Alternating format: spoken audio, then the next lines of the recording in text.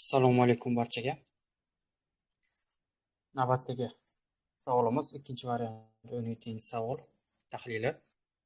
Biosfera evolyutsiyasini konsentratsiyalash va destruktiv oksidlanish qaytarilish funksiyalariga tegishli bo'lgan ma'lumot to'g'ri berilgan javobni aniqlang. Tushunarli?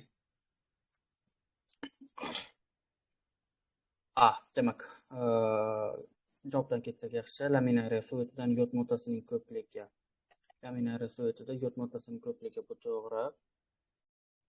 Demak, hozir nima qilaylik?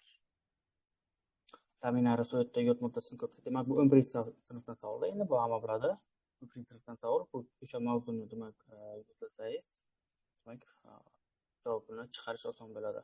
Laminariya suvetida demak yod moddasining ko'pligi to'g'ri. A-ni olamiz, B-ni ko'ramiz. Oqsillarning ammoniakgacha parchalanishi, destruktiv parchalanish to'g'ri.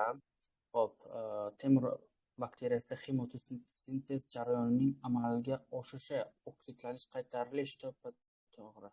Ya'ni kimyoviy energiyadan foydalaniladi-ku xemosintezda. Oksidlanish, qaytarilish reaksiyalarga asoslangan bo'ladi. O'shaning uchun demak C to'g'ri bo'ladi.